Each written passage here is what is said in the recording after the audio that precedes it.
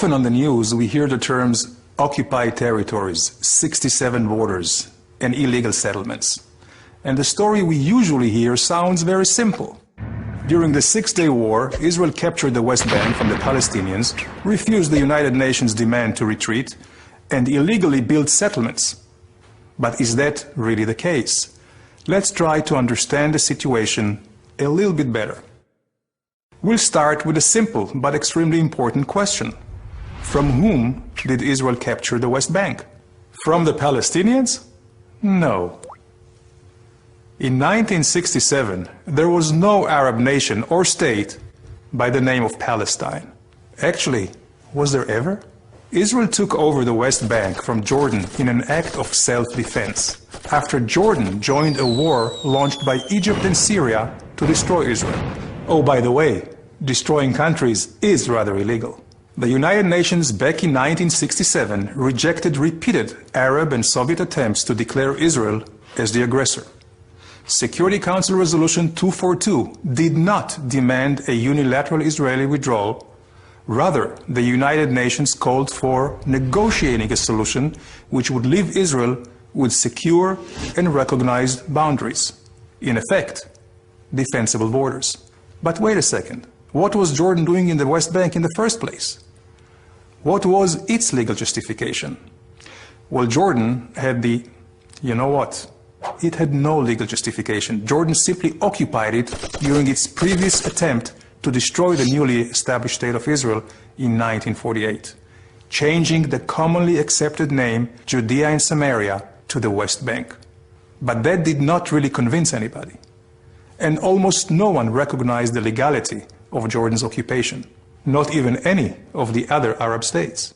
So, if Jordan had no legal claim to the land, and a Palestine did not exist, whose territory is it? Let's go a little further back in time. Don't worry, not to the days of the Bible, only about 100 years. Until 1917, the Ottoman Empire occupied the whole region. After losing in World War I, the Ottomans relinquished their 500-year control to the Allied forces, which decided to divide the old empire into countries. Britain's foreign minister, Lord Balfour, recognized the Jewish people's historical right to their homeland. A small area, equivalent to about 0.5% of the Middle East, was designated for this purpose. Britain received a mandate from the League of Nations to promote the establishment of a Jewish homeland. But wait a second, do you realize what happened? The Jewish homeland originally included not only the West Bank, but also the East Bank of the Jordan River. I guess you cannot say that Jewish people have not accepted some painful compromises already.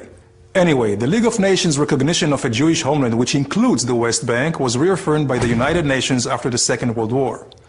With the British mandate ending, United Nations General Assembly Resolution 181 recommended the establishment of two states, one Jewish and one Arab. The Jews accepted it and went on to create the State of Israel, while the Arabs refused the compromise and launched a war to destroy the newly established Jewish state. Resolution 181, a non-binding recommendation in the first place, remained with no legal standing. At the end of the war, a ceasefire line was formed, where the Israeli and Arab forces stopped fighting. At the insistence of the Arab leaders, this line was defined as having no political significance. So, although this line is commonly referred to as the 1967 border, it is not from 1967, and it was never an international border. This is why a more exact legal definition for the West Bank, according to international law, is really the same as in so many other areas where there are or were territorial disputes, but which are not defined as occupied. For example, Zubarah, the Tams Islands, the Western Sahara, amongst many others. They're not considered occupied territories, but rather disputed territories. So, let's return for a moment to our illustration and examine the complete chain of events. Israel's presence in the West Bank is the result of a war of self-defense.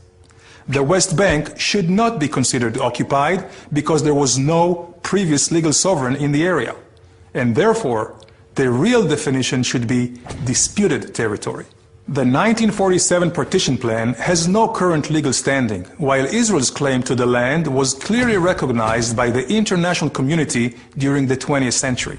That is why the presence and construction of Israeli settlements in the West Bank should not be considered illegal. These are not just my own opinions. They are based on conclusions made by world-renowned jurists like Professor Eugene Rastow, Justice Arthur Goldberg, and Stephen Schwebel, who headed the International Court of Justice. So what's the solution for the dispute over the West Bank? Unfortunately, there is no magic solution. But the only way a solution will ever be reached is if we base our negotiations on legal and historical facts. So please, let's stop using the terms occupied territories and 67 borders. They're simply not politically correct.